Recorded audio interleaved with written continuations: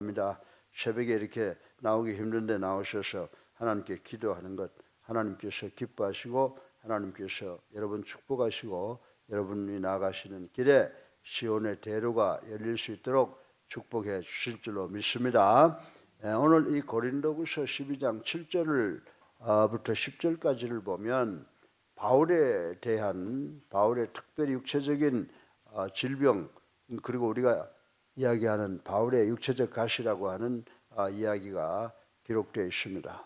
우리가 세상을 살면서 봄, 가을 되면 바람이 불어서 눈에 티가 들어가거나 또 목구멍에 작은 가시 하나가 걸려도 몹시 불편하고 아파서 그것을 제거하지 않고서는 다른 일을 할 수 없다라고 하는 것을 저희들 잘 알고 있습니다.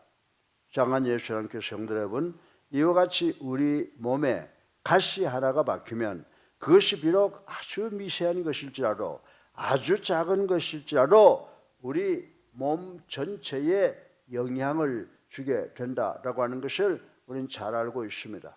그럼에도 불구하고 아무리 건강한 사람일지라도 몸에 박힌 조그만 가시 하나를 그리고 티를 하나 빼내지 않으면 우리 몸 전체에 오는 고통을 견딜 수가 없다, 면할 수 없다라고 하는 것을 우리는 상식적으로 알고 있다라고 하는 것입니다. 여러분들, 그런데 우리가 잘 아는 하나님의 종 중에 한 사람 잘 아시잖아요. 누구를 이야기하는가? 바울을 이야기하고 있는데 바울은 평생 동안 육체의 가시, thorn of my flesh 이렇게 표현하고 있습니다. 그래서 육체의 가시로 말미암아 고통 가운데서 지나야 했음을 많은 부분에서 볼 수 있는데 갈라디아 4장 15절을 통해서 우리가 더 잘 알 수가 있습니다. 바울은 외부로부터 오는 여러 가지 어려운 일들 외에도 자기 자신의 그 육체의 가시로 인한 고통을 받고 있었다라고 하는 것은 아마 그리스도인들은 다 알고 있을 것이라고 생각을 할 수가 있습니다.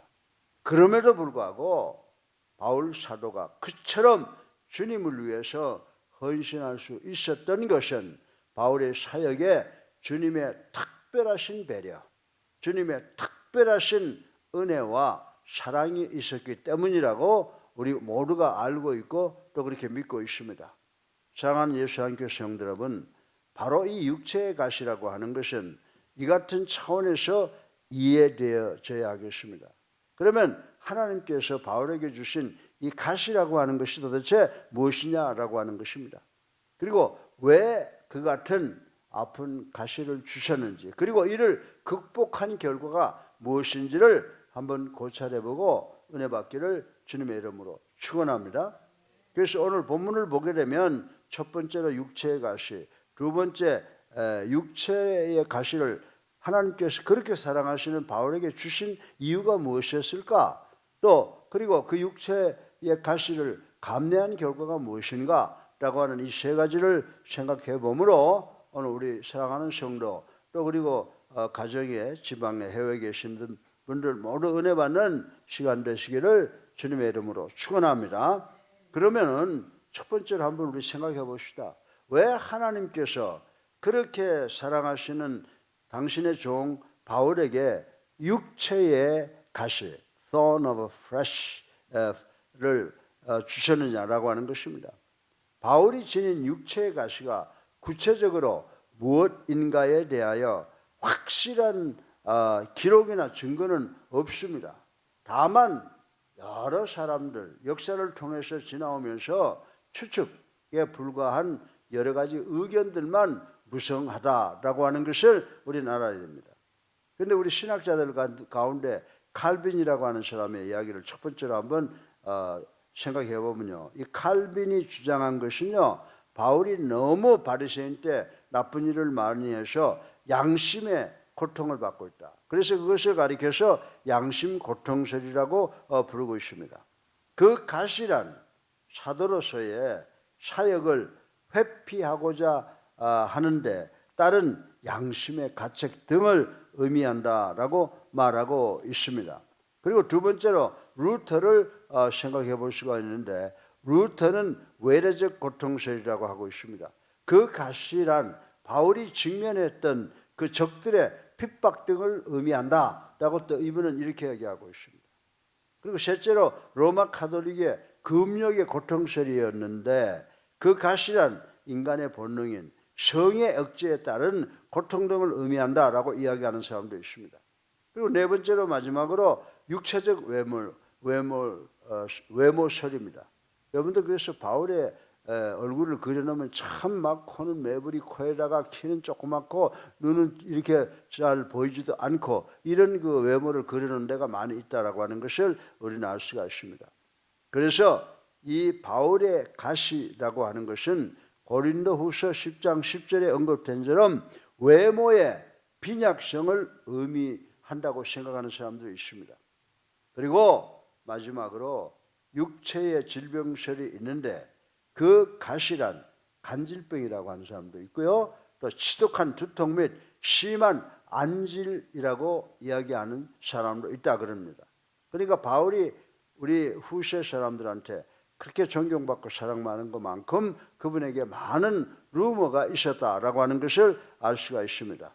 그런데 우리가 사도행전을 보고 갈라디아서를 보고 또 갈라디아서 6장 11절에 보면 이렇게 많은 설 가운데서 가장 일반적으로 유력한 견해는 안질이라고 하는 거예요. 예, 안질로서 신약의 많은 곳에서 바울이 평생을 안질 때문에 고생했다라고 하는 것을 뒷받침해주는 사실이 많이 있습니다.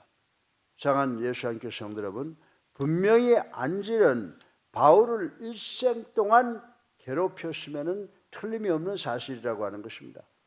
본문에서도 바울은 그 가시를 사탄의 사자가 주었다라고 했는데 그때 바울이 사용한 이 사탄이라고 하는 단어는 구약의 욥기에 나타나는 사탄을 이야기하는 것이라고 생각을 합니다.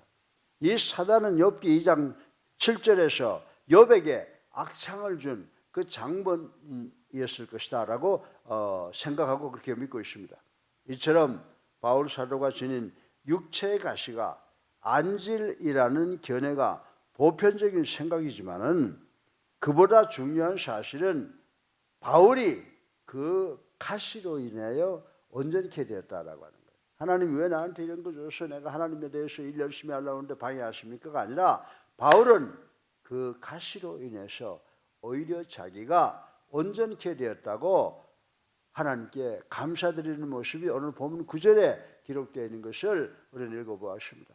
우리가 세상을 살아가다 보면 육체적 가시뿐만이 아니라 심리적, 영적 가시를 받을 때 있는데 우리가 하나님께 감사하고 극복할 때 하나님이 크신 축복이 우리에게 임하는 줄로 믿으시기를 주님의 이름으로 축원합니다. 둘째로 바울에게 그렇다고 하면 육체의 가시를 준 이유를 한번 생각을 해보자라고 하는 것입니다.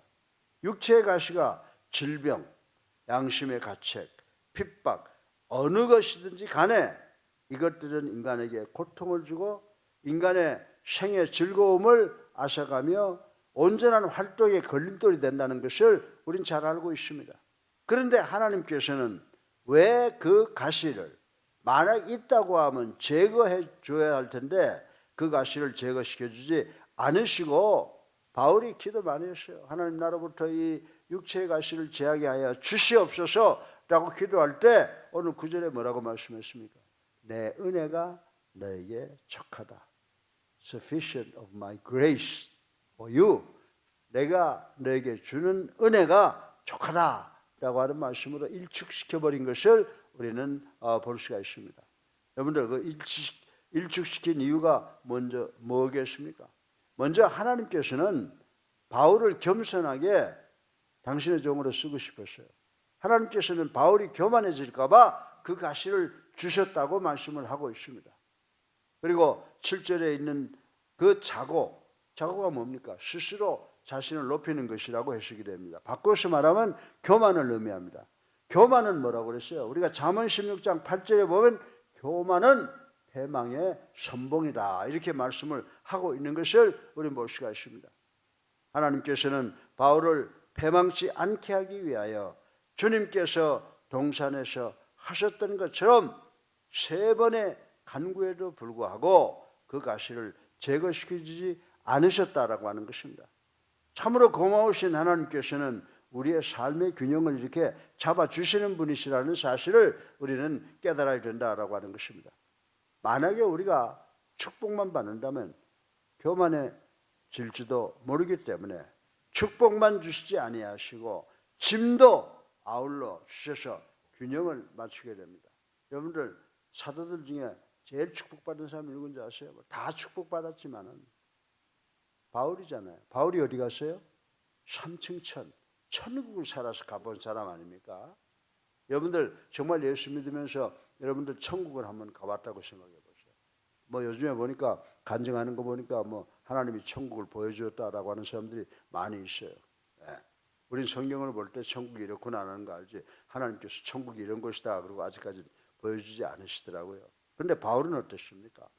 예, 오늘 읽지는 않았지만 2절에 보면 3층 천, 그 하늘에 대한 바울의 큰 체험은 이 지상에서 그의 사역을 파멸시킬 수도 있었기에 하나님께서는 비밀스러운 섭리로 그가 교만해지지 않도록 사탄으로 하여금 바울을 치게 했다라고 하는 해석이 맞는 해석이라고 생각이 됩니다. 요컨대 바울의 육체의 가시는 바울로 하여금 범죄치 못하도록 주어진 것이라고 하는 것입니다.